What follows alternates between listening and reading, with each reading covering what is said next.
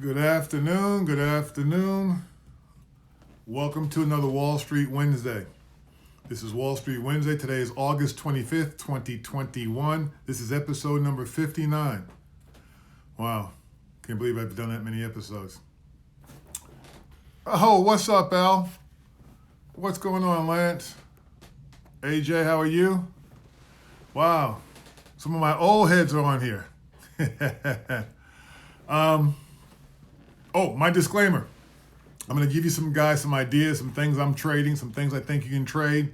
Remember, you should speak to your financial advisor anytime before you make any of these trades. If you don't have a financial advisor, right, you're doing it on your own, then feel free. But again, these are just my thoughts and opinions. There's no guarantee behind it. So yeah, what's going on, AJ? What's going on, Lance? Good to see you guys. Welcome. Lance, I forgot today was Wednesday. I meant to call you. So, you're my guy that I call on every Wednesday. Although I had physical therapy this morning, so I've been somewhat busy with the physical therapist. All right, guys. So I'm going to jump into it a little bit. There's not many people here, but that's okay.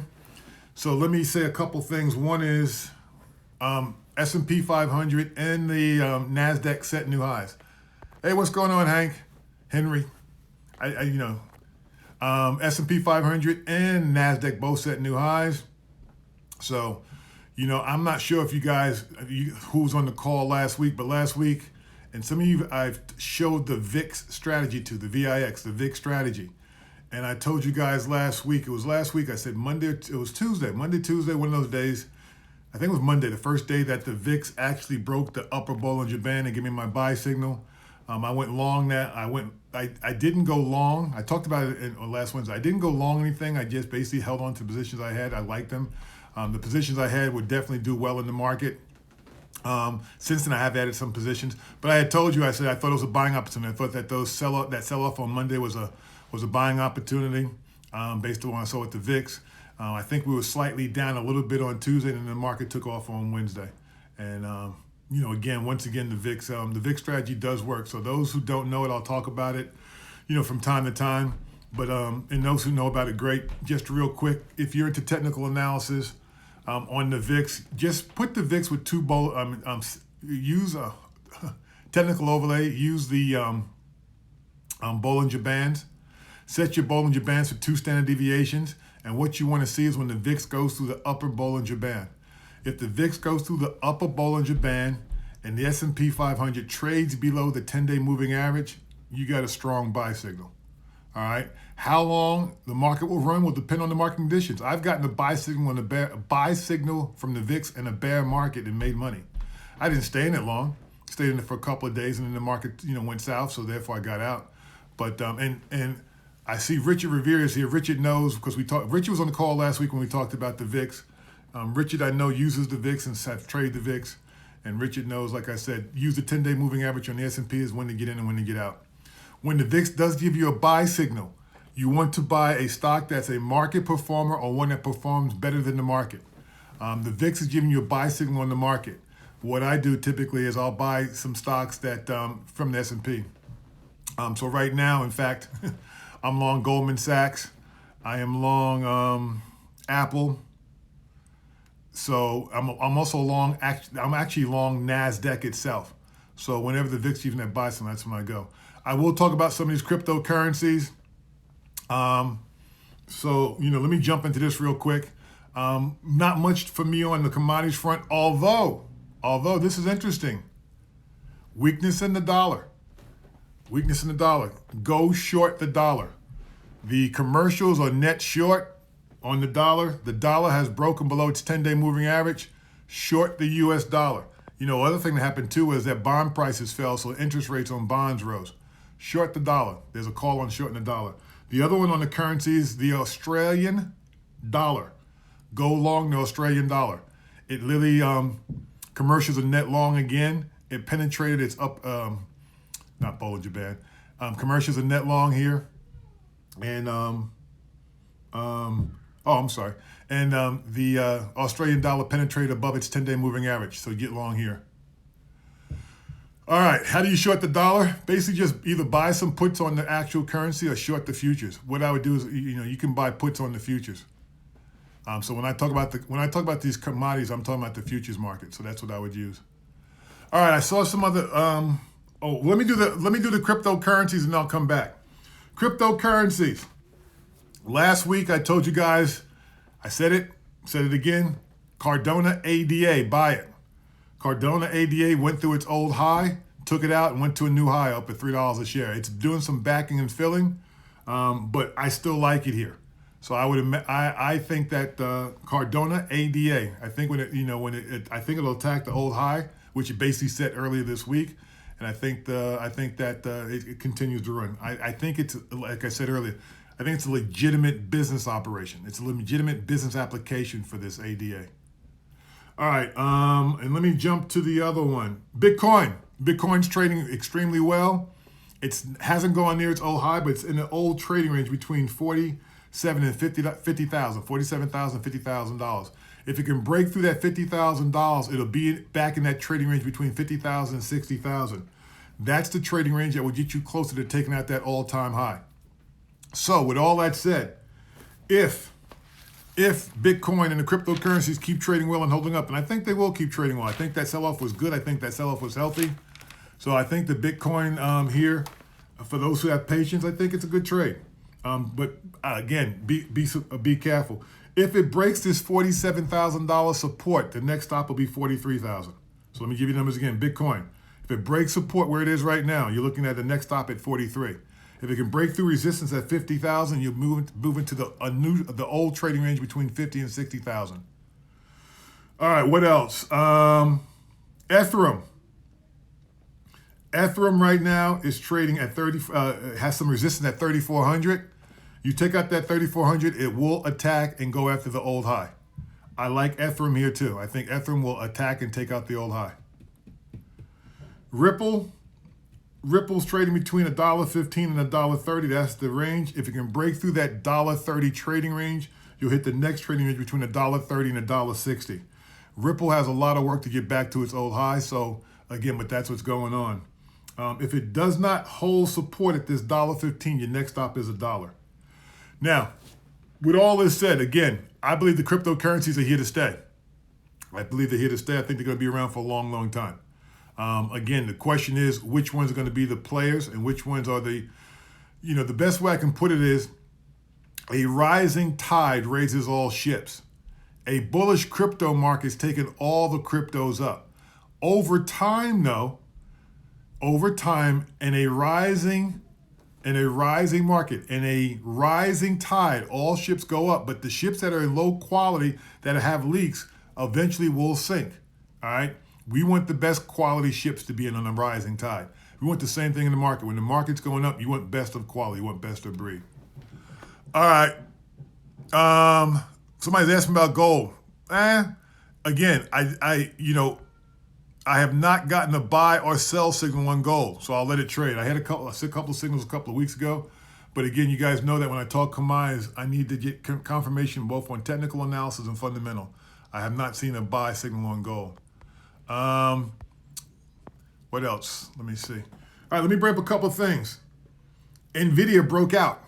Nvidia announced earnings, ran, but it really broke out. It broke out on price and volume. Nvidia. I brought the stock on the breakout through 210. Nvidia. All right. So I brought the stock on the breakout through 210. What happened was I was looking to get involved with the stock pre-split. I missed it. I tell you guys, I don't like to chase stocks that run. So I had to wait for it to do some backing and fill in some consolidation, which it did. And then when it broke through that 210 on volume off earnings. Now, understand they announced earnings, stock ran a little bit, pulled back, and then I'm pulling up the stock as I speak to you guys. Nvidia. So you can see it. They announced earnings. Stock ran a little, pulled back, then ran a little bit. And then a couple of days later, it took out that 210. And actually, the old high was 209. And when it took out that 209, I went long. Stock's looking extremely well. Again, you guys know the story, semiconductor stock, shortage of semiconductors. But again, the fundamentals are there and the technicals are there. The other one, two other stocks to look at. Your DLO. I forgot. I always do that. I got to remember to do this for you guys because I don't want to. DLO. I talked about. I also just talked about Nvidia. So let me put that up. And I'm about to talk about also two stocks. Let me put those up. ASO. And also talk about, when I talk about ASO, I'm going to talk about ASO and Dick's Sporting Good. All right. So those are the stocks I'm about to talk about. DLO, like I said, ran on earnings. IPO. Stock's been trading extremely well. I know a lot of institutional investors like the company, like what they do. So again, take a look at it. Stock's only been public for, went public back in June. You can see it broke out off of earnings, and now it's in a trading range basically between 64 and 69. So look for a breakout on that. I mentioned last week, let me do this first. That's Nvidia. Nvidia I already talked about. ASO. What happened was Dick's Sporting Good, DICKX, Dick's Sporting Good, broke out, beat the number on earnings, broke out, and had a major breakout. It's actually one of the top, DKS. I'm sorry, I gave you guys the wrong symbol. I always do that. The symbol for Dick's Sporting Good, I apologize, is DKS. Sorry about that.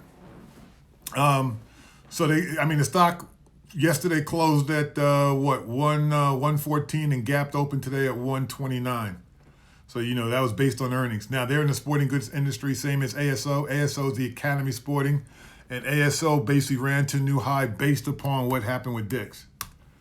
And there's some good volume here. So I would look, again, I've traded this stock a couple of times, made some money, lost some money. But again, it seems to be trading extremely well right now. It's had a run, and I'm not sure when earnings are due. Let me give one real quick. They reported on June, so you're looking at basically September. All right, so you're looking at early September. So earnings are due relatively soon. Keep an eye on this. ASO, Dick's. All right, let's see. Any other stocks I have? I think that's everything I have stock-wise to talk about. Some of you guys are asking me about, who is it? I think I saw somebody ask me about Kathy Woods.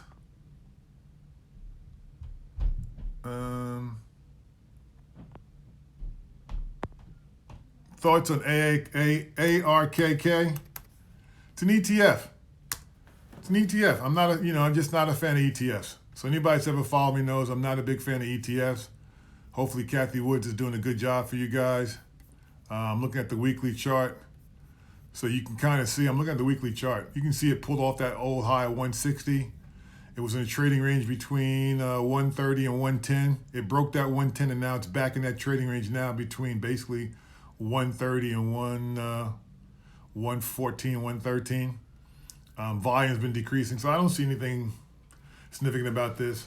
Like I said, I would be more inclined to play the stocks in the portfolio that she has than play the actual portfolio. Now understand this, if you don't have the time to play individual stocks and you want another way to play the tech and the breakout stocks, understand this though, Kathy Woods is not a fundamentalist. Kathy Woods is all about what she thinks is going to happen in the future, and she's in other words, she's not taking the financial statements and come up with the intrinsic value. She's not doing that. That's not her. That's not the way she trades.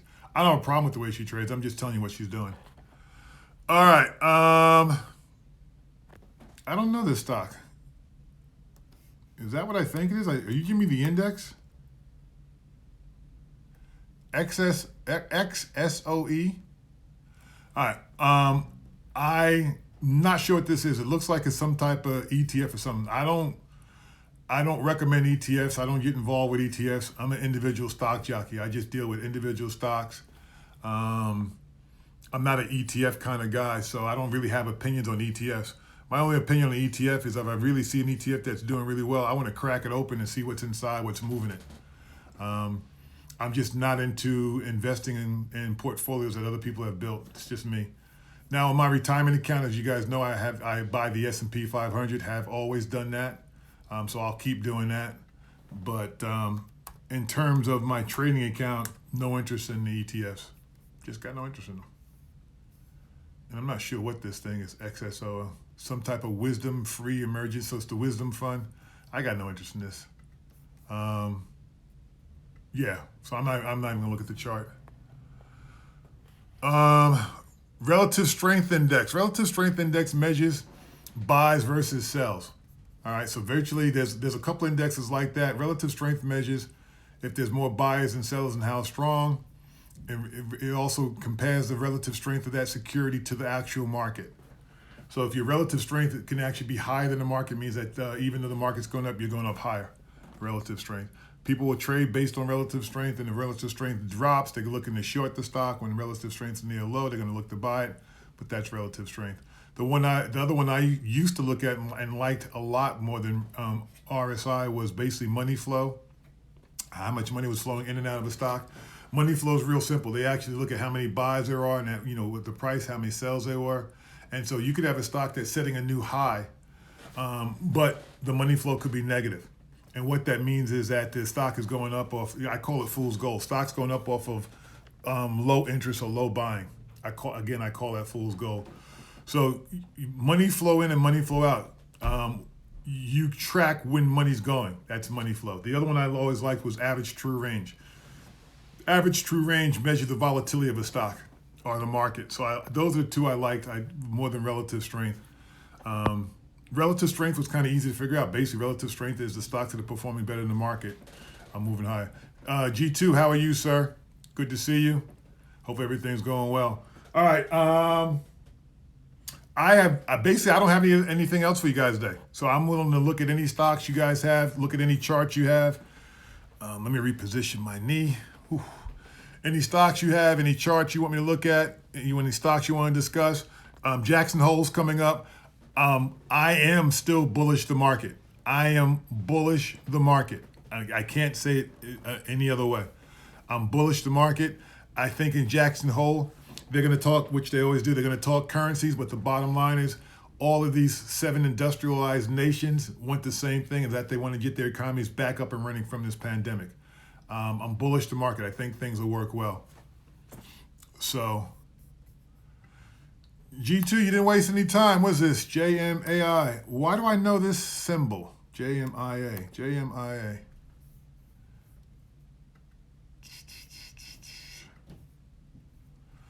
All right, I'm going to switch back to a monthly. I was on a weekly. I'm switching to a monthly. Okay, that's what I thought. That's what I wanted to say.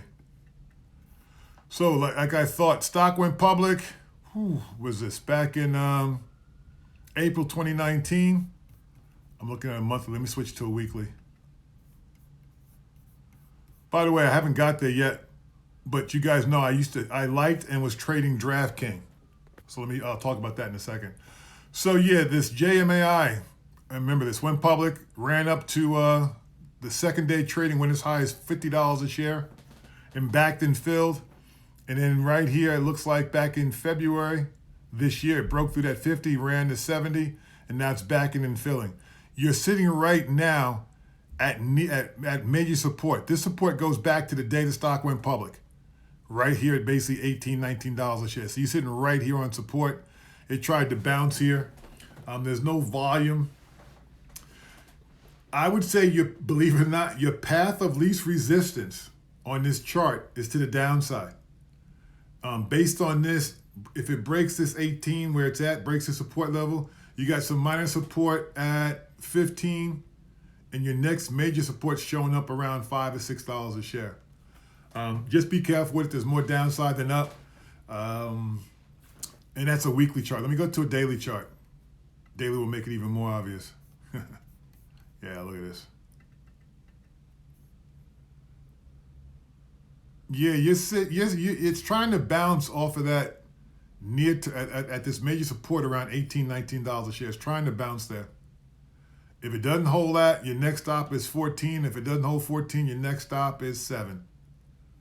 If you can get to the upside, you're going to hit resistance right around $27 a share. So you got $7 to the upside, and you probably have about you got $6 to the downside. So you got about the same, 50-50 either way.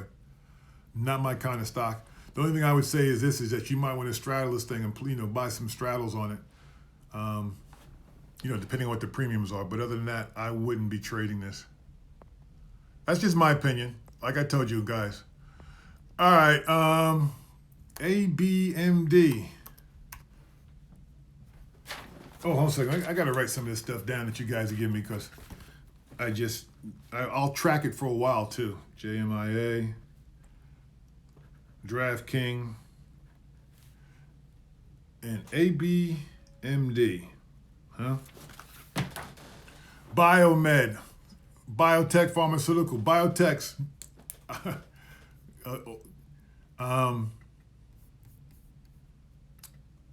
Those who've been around me know my feelings on biotech. Biotechs are like gambling, especially the ones that are, that are new to the marketplace and don't have any product or service. Not a big fan of biotechs. Reason being is that they're news-driven, event-driven.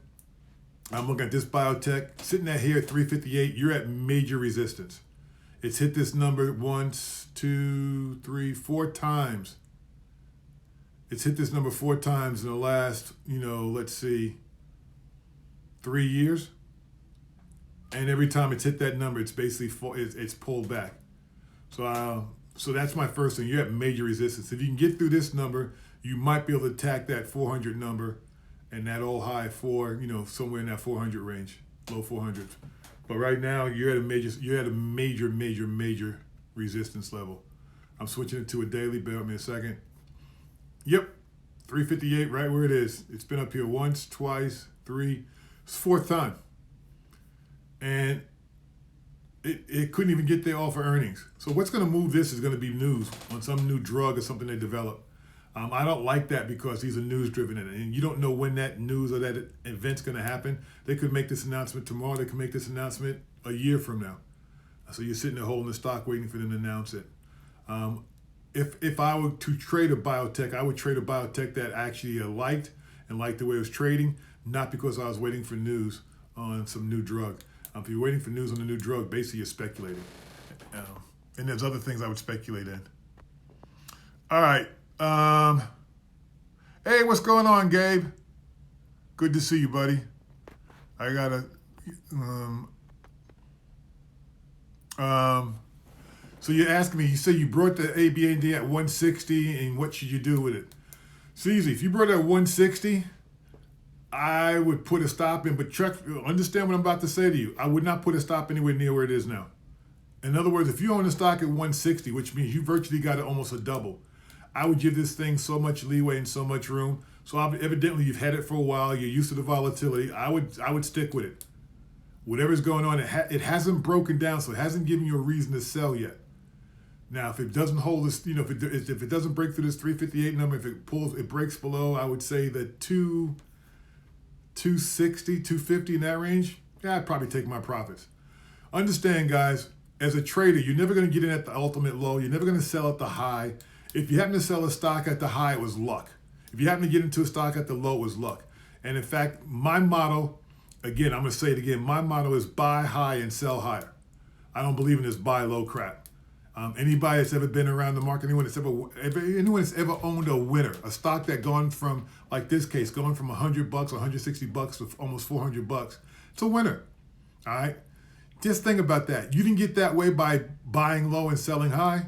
If this stock, every time it went higher, you sold it, you wouldn't be here. So again, buy higher, buy high and sell higher. Buy high and sell higher. All right. DraftKings. I'm going to get to DraftKings. G2, I will get to the VIX. I talked about the VIX before you got on the call. I will get to it. Let me do DraftKings. All right. Bear with me a second. DraftKings. DraftKings has become the stock I love to hate. The reason why I say that is I like their model. I think they have tremendous upside potential, especially when the casinos were closed. The only way that you could gamble was online. And now the fact that the DraftKings, sports gambling has become legal in more and more states. I actually like DraftKings. I like the story. The problem I had with it is that on breakouts, it just never had any follow through. I'm looking at the chart now, and I'm looking at it, where I put my little indications in where I was going to buy and what I did with it. I can see it, and I'm telling you that there was no follow through. So I like the company. I would say to you, if you're a long-term investor willing to take a little, be in a little more young, aggressive stock, maybe buy yourself a couple hundred shares, couple thousand shares.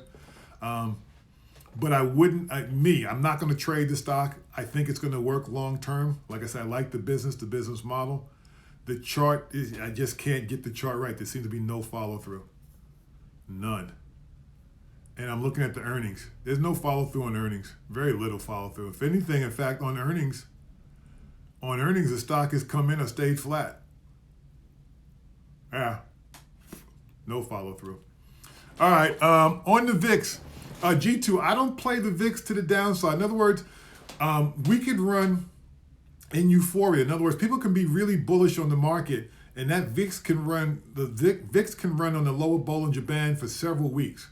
When I did my research on the VIX and I started tracking the VIX and and the relationship between the VIX and the S&P, at one point, if the VIX gave me a sell signal, I would just basically say sell the market, and when the VIX gave me a buy signal, I would say just buy the market and go back and forth. What I end up realizing is that when the market sells off, it sells off a lot quicker and has a bounce back a lot quicker, days, weeks, days, than it does when it runs. When it runs, it can run for a long period of time before it actually pulls back. So I separated them. As far as I'm concerned, the VIX, I have two buy signals on the VIX. Two signals. I have a buy signal and a sell signal. I've never used a sell signal on the VIX. I've never used the VIX to tell me when to sell the stock. Sell the market. I've only used the VIX to tell me when to buy the market. And if you study the VIX and put the Bollinger Bands on it, you'll notice that it can run along the lower Bollinger Band for several weeks, even a couple of months, before the market actually breaks down. So I could not find any accurate way to time the market. It's funny too, I had the same discussion with one of my students. One of my students, we talked about the VIX, and he came in and said, I'm short the market. I said, why are you short the market? He said, well, the VIX has penetrated the lower Bollinger Band. And I was like, yeah, it's not going to work for you. So why? I said, because up market, a market like we're in now, can run for several weeks before there's a pullback. All right. And so he said, no, it's going to pull back. And I was like, dude, you can't use the VIX for that as an indicator. I said, I agree it's going to pull back, but when? And long story short, it did pull back, but it was, his option that expired. It was several weeks later, several months, a couple of months, actually 2 or 3 months later before, and there wasn't even a major pullback. So I only use the VIX to tell me when to get into the market, not when to get out. All right.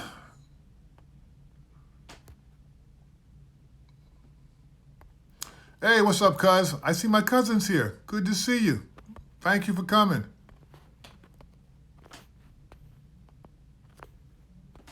All right. There's Boo. What's up, Boo? All right. G2 Apple. By the way, guys, G2 was one of my first students at Cal State Fullerton.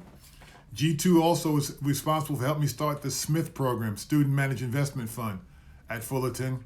And G2, I tried to get him to actually come and work with me at the university, but G2 decided to go work on Wall Street. But you never know, we might get him there yet. I like Apple.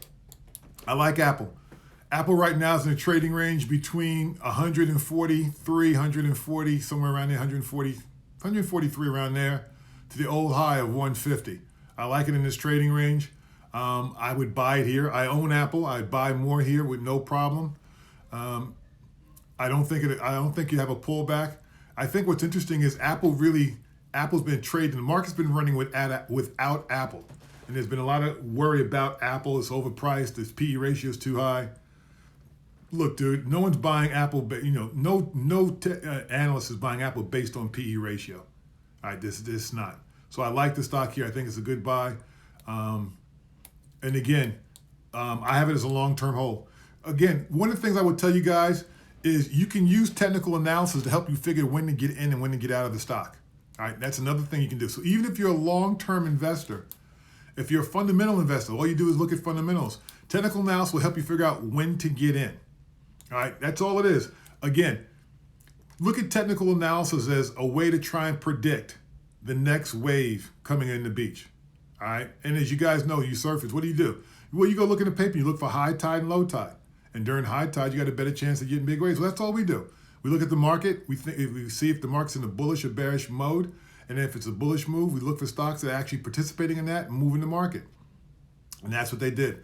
Snowflake just reported earnings. I'm going to have to go check that. Snowflake just reported earnings. Bear with me a second. I need to go check on Snowflake's earnings.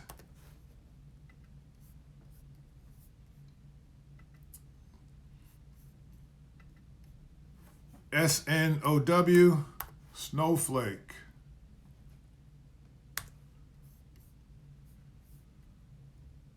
All right, stocks down $8.50. So I'm going to say that whatever they were looking for in terms of earnings probably was not there. All right, G2, keep asking me questions.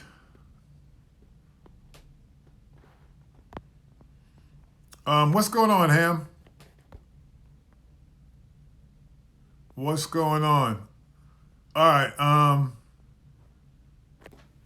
Thoughts on the Fed stance on inflation being transitory?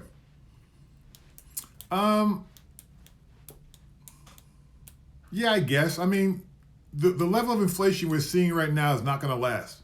It's just not going to last forever. All right, we're seeing that because we came out of a period where just lack of resources, just lack of raw materials means there was less product and services. Now that people are out and about and again, there's a shortage of everything, it will not last. You know, depending on the cycle of that particular business. What do I mean by that?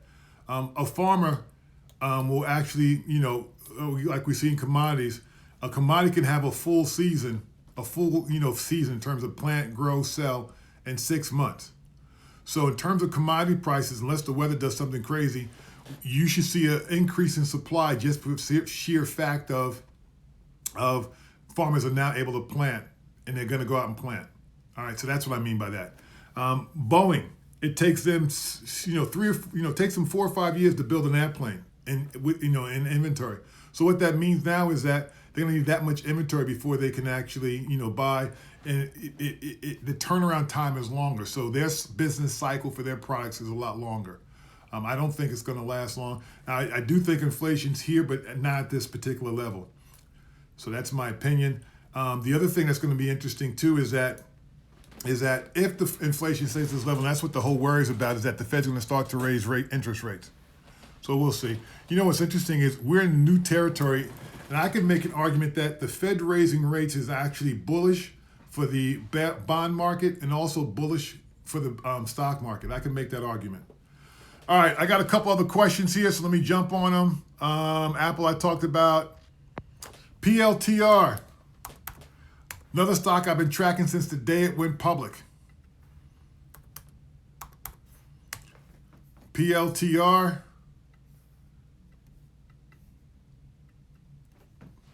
Volatility. The stock has no idea how to get out of its own way.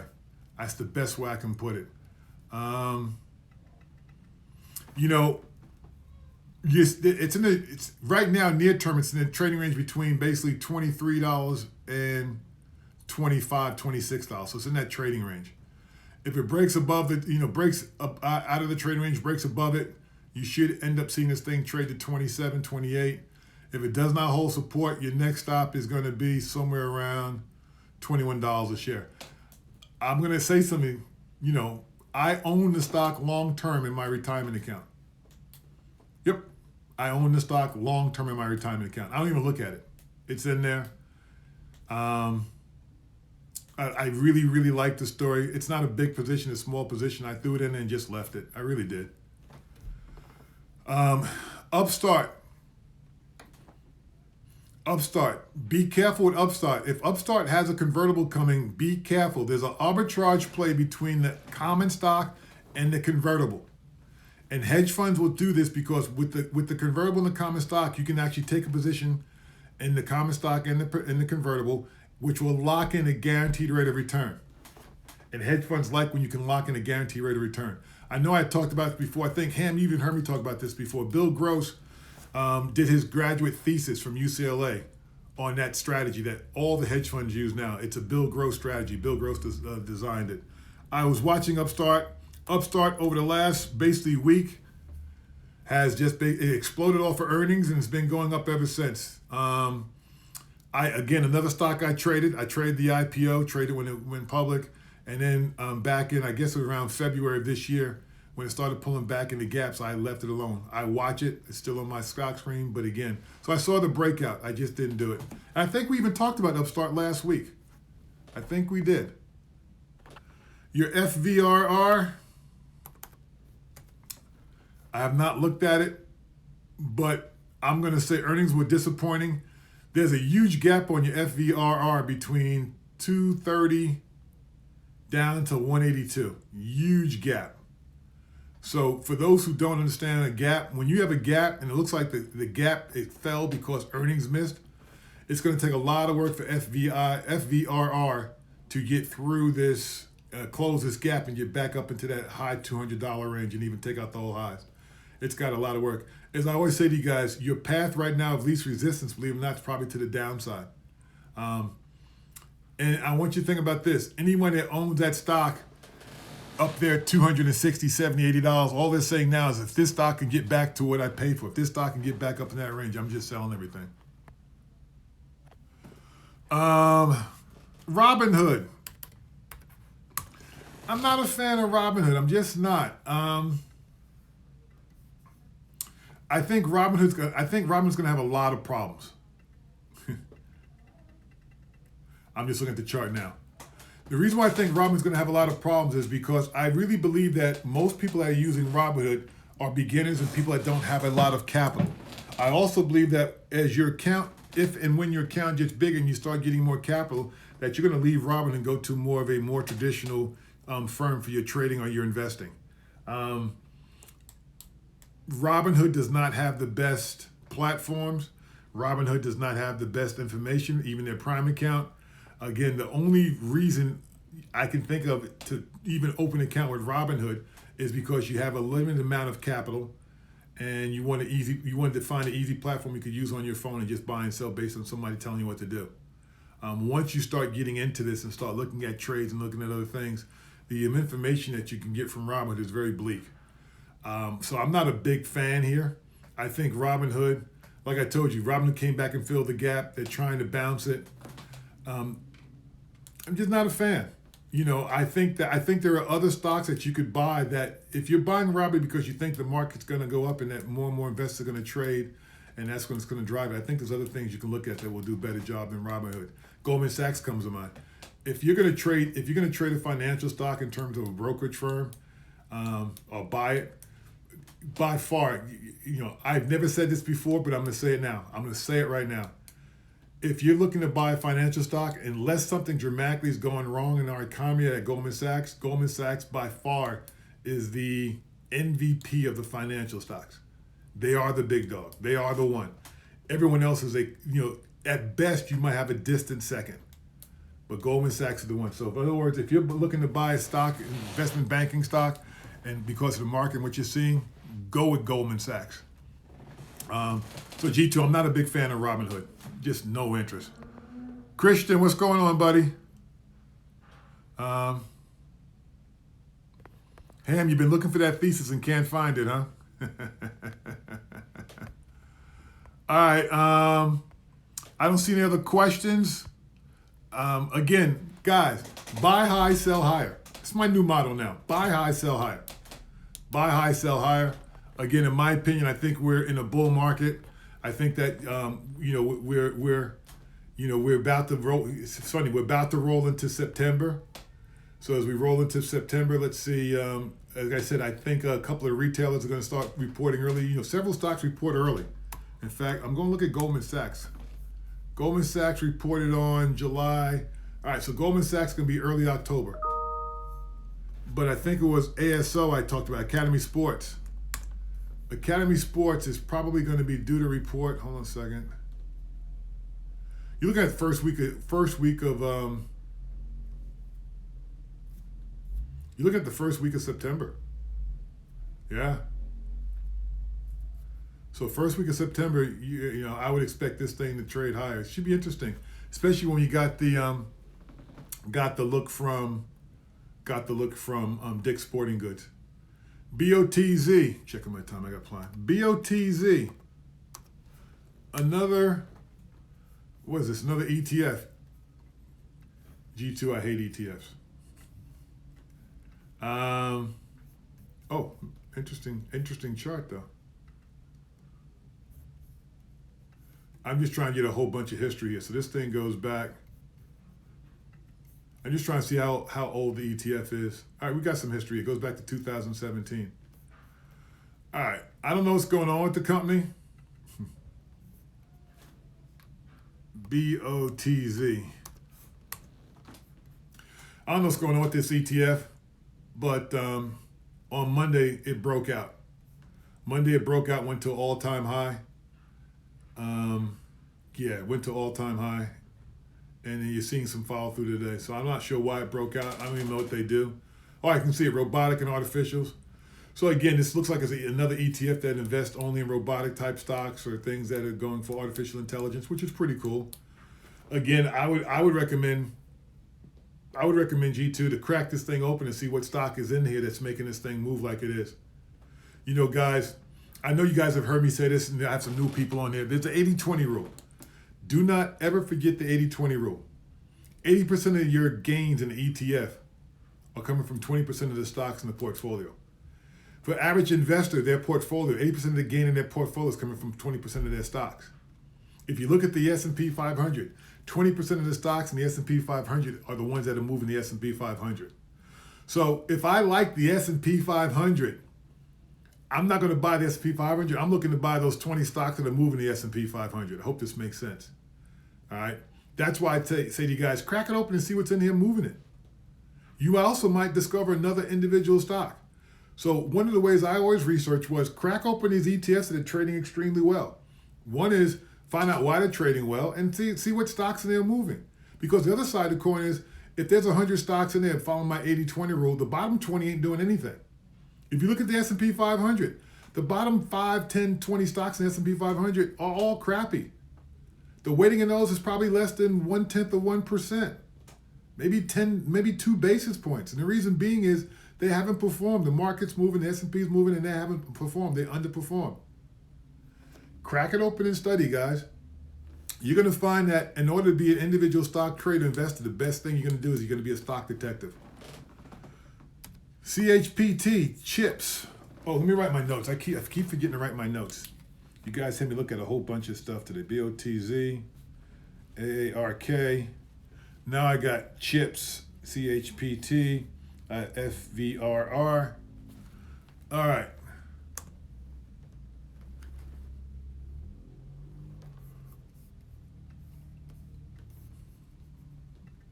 No, I don't want to do that. Bear with me a second. Let me just take a look at this chart. Chips. All right, chips. Right now, chips. Move this over a little bit. Right now, chips is right at resistance.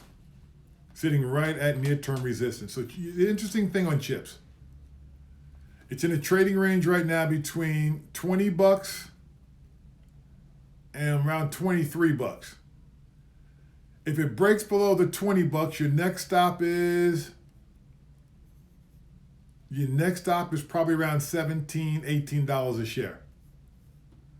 If it breaks above this 23 number, it'll be in a new trading range between 23 and 26. I don't know who put this up, so don't take offense to what I'm saying. With all the stocks out there in the marketplace that are doing extremely well, I wouldn't chase behind this trying to figure out where it's going next. I just wouldn't. It's too much work here.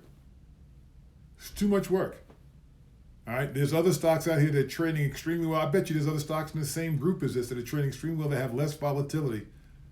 All right, so again, this is me. I'm not a fan. This is like, this is the Lakers drafting, not even drafting. This is the Lakers when they, this is the Lakers drafting a kid that can't even play basketball. Or, somebody who played basketball and was really great, but now they're older, they're hurt, they're injured, they're coming off injury. And all you remember is that great player that played for the Lakers, 6-7 years ago. You forgot now, that was when he was in his prime at 32 or 30 years old. Now the guy's 40, 39, almost 40. and coming off some major injuries. You're not the same player. You're looking at the past, and I'm looking at this thing, and I'm going, not the same player. All right, let me see what else. So, just started working there. Just why? That's why I asked. No problem. I'm not picking on you. Now, understand, if the company's buying stock for you, if they're in your profit sharing plan, if they're matching what you're buying in terms of stock, yeah, I'd buy the stock. No question about it. Especially if they're matching. You work there. So hopefully that will work out well for you. AJ. Yeah, I'm talking about Carmelo Anthony. I'm talking about when the Lakers picked up Steve Nash a couple of years back. You know, Steve Nash is a great player, MVP, Hall of Famer. But by the time he got to Lakers, he was coming off injury and he was old. Same thing with Melo. There's a reason why Melo's the third, fourth option on these teams now. Melo's a great player for 5 or 10 minutes. The Lakers just got older. I'm not sure if they got better, but they definitely got older. All right, you got me, guys. You got me talking sports. I'm sorry. I won't talk sports anymore. Oh, Robinhood we talked about. I'm just writing my notes. Any other stocks you guys want me to look at? Stocks. So here's my deal for some of you guys who newer to me or newer to this. My recommendation is if you're looking for something to buy, look at stocks that are trading at or near their all-time high. Real simple. The saying on Wall Street, the cheap get cheaper and the dear get dearer. Tesla. My opinion, would I buy Tesla? Again, I'm looking at the chart. Right now, there's no reason for me to buy Tesla. Tesla's got some major resistance right here at $726. So major resistance up there. It's been here a couple of times. It bounces off. It's trying to get back up there again. If it does get up to that 726 number and penetrates there, you're going to hit some major resistance around 750. It's got a lot of work. Again, two things I would say to you on Tesla. One is I might look at other companies in the group that are trading better. Again, I'm just talking about trading. And the other thing I might do is, which somebody put up there, NIO. I think NIO, thank you, Henry.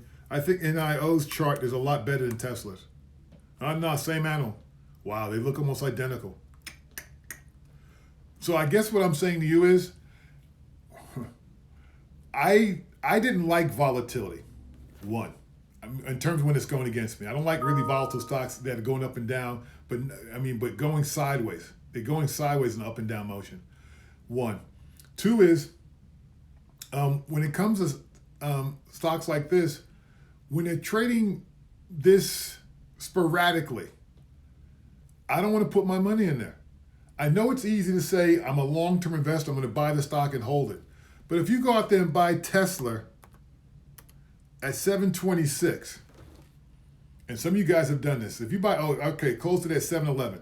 If you buy Tesla 711, and I could, looking at this chart, could say that if the market gets weak, this thing could easily test 640 and easily test 560. And if the stock came down to 640 or 560, are you still going to hold it? That's the question you got to ask yourself. Now, a lot of you say you're long-term holders, but you won't hold it. If you're a long-term holder, you got to hold that. The other question that comes to mind too is that while you're holding this thing, let's say it takes Tesla a whole 2 or 3 years to get, I'm making this up by the way, a whole 2 or 3 years to get through this and work its way back up to the old highs up in the, close to 900. All right, well, it doesn't even work. Just takes it 2 or 3 months, 2 or 3 years before it starts really trading well. They work through all this. That's time value of money. Those 2 or 3 years, you could have been looking at some other stocks you guys showed me. You could have been in Nvidia. You could have been in Goldman Sachs. You could have been in a whole bunch of other stocks that seem to be trading really well right now. You could have been in Apple, Microsoft, Amazon, Google. So I'm not a proponent chasing something just because everyone says how hot it is and that's the next new wave. I wouldn't chase it. Remember, use technical analysis to help you figure out when to get in, entry points, where you have the best probability of getting in and making money. I know you guys have typed some things, so I'm going to say it, but I'm on a roll, so let me just say this. The riskiest time in a position is when you first take it. Let me say it again. The riskiest, I don't care how risky or how conservative investment is, the riskiest time in that investment is when you first get in it. And the reason why I say that is because that's your money. So if I buy stock at 20, that's my money. I reached into my pocket and I pulled out 20 grand and brought 1,000 shares. That's my money. If that stock goes to 18 or 17 or 15 and I sell it, I lost $5,000 of my money. All right? The goal is to keep what you have and make more. It's not to make it and give it all back. It's not to give it all back at all. So once that, now, if I buy that stock at 20 and it goes to 25, that $5,000 is really, it's not mine yet. It's not realized. It's house money. But I didn't lose anything. I didn't lose my principal. I didn't lose my 20 grand. All right? That stock goes from 25 to 30 to 45. Now it's at 50. Guess what? My initial investment, out of my pocket, that 20 grand is still there.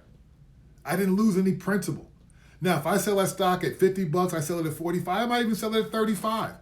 I didn't get the top. My performance, I didn't trade it well, but I stumbled out of it and still made money and didn't lose anything in my portfolio.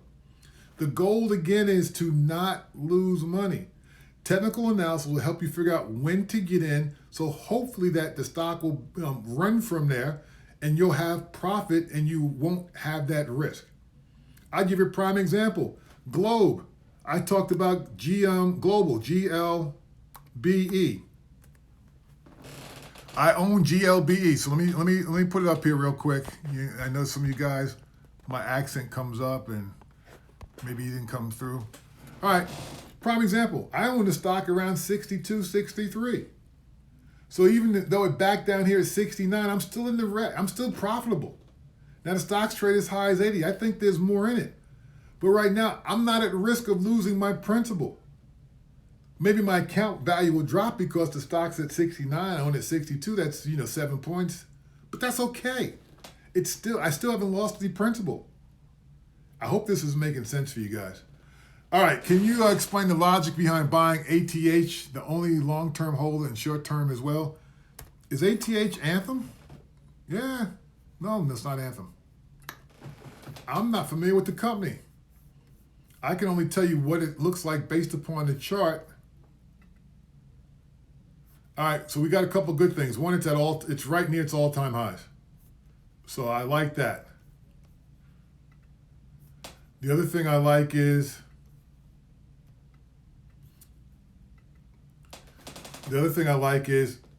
back in May of 2021, it had a nice consolidation and breakout. And then it broke out, it came back, it tested support, tried to break out, tested support again. So here's the deal. Right now, you've got the old high is 69, 70. It tested that, or tried to get there in August and failed, and backed off and came back down to support at 62, and now it's trying to work its way back up. So here's the deal, stocks in the trading range. If you buy it now, you want to see it get through 68 and challenge that 72. If it doesn't get through 68, close out your short position, your long position, then go short. Because the stock looks like it's in the trading range, like I said, between 68 and 62. Real simple. If you take out that 68, you're going to challenge the old high. If it does not hold that 62 number, you're probably looking at another stop at 59 or 60. And that's a major level. If it doesn't hold a 60, your next stop could easily be 53. So that's that stock. I thought it was Anthem, but Blue Cross Anthem, but it's not. I'm not familiar with the company.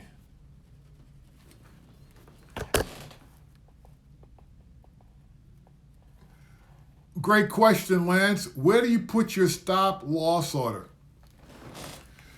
All right. I got 4 minutes to try and answer that question, and then this is going to be my last question because I want to save this. All right. If the stock is truly have broken out from its old high to a new high, when it breaks out of its old high, whatever price you buy that, let's use some numbers. Let's say the stock's old high was $65 a share. And the stock broke through 65, and right now you're buying it at 66. All right, you were really good. I use a 10% stop off my purchase, or just below what I consider to be major support. So on a $66 stock that I brought, 10% would be have a stop at 60. Now, if I look at the chart and I see that major support is at 59, and anything below 59 is where it free fall, then I'll put my stop loss at 58. If the major support's at, let's say I have a stop at 60, major support's at 62 or 63, my stop is 60, I'm feeling real good with that. That's on my initial purchase. Again, why? That's my money. As the stock starts to run, I'll adjust my stop up to what I paid for it and then a little higher. But if the stock starts to run, let's say that same stock I bought at 66, now I'm looking down the road, it's a $100 stock. My stop is probably somewhere around 75 or 80. All right, so I'm not running it too close because I'm giving it room to work. At the same time, I'm going to make sure that I stumble out of the trade with some profit in my pocket. All right, I hope that's making sense. When a stock starts to run for me and has a month, 2 months, 3 months, EPAM. Hold on a second. I know I talk about this a lot. EPAM is one. And another one that we talked about last year, which is also trading extremely well, is now.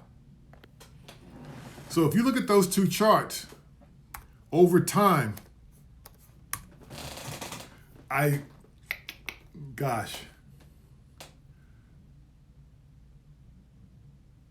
EPAM system.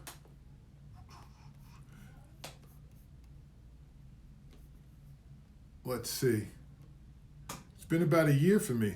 So I think my first initial purchase was somewhere, I without looking at it, I think it was somewhere in the high 300s, low 400. And then I added to the position recently. But you can see now, I don't even really watch this stock. I watch it to see what earnings are coming, things of that nature, but I don't watch it. I could stumble out of bed and I'm making money. I could close my eyes one day, just what, I don't have to watch this. All I gotta do is look at price and then I'm gonna make money on this stock. The question is how much. All right, and it hasn't shown me any reason to sell it. So that's what I mean by now understand, I don't have a stop on this anymore. My biggest risk was my first initial purchase. When I added to it, I brought some more. I did not put a stop on that. Again, I could stumble out of bed and make money. And I'm looking at the chart now, when it goes through that old high, I might buy a little bit more again, nibble at it. That's how you build a position in a stock. That's how you build a position in a winner. I don't add to losers. I add to winners. I'll even take the stocks in my portfolio that I'm losing money on, sell those to buy more of the winner. I'll literally hold one stock in my portfolio if that's what the case. If that's the only winner I have, I'll hold one stock. I got no problem. And as you look at EPAM, don't forget. Oh, I gotta hop. I gotta save this video. Well, let me just say this. As you look at EPAM, just remember this. As you look at EPAM, remember this. If you sold the stock every time I set a new high, you would not be where you're at right now. The other thing to look at is that as the stock starts to confirm itself more and more, that's when you can give it more leeway. All right, guys, I'm going to hop right now so I can say this recording. I do appreciate you. I'm trying to get back in full swing of things. Milligan out. Have a great one.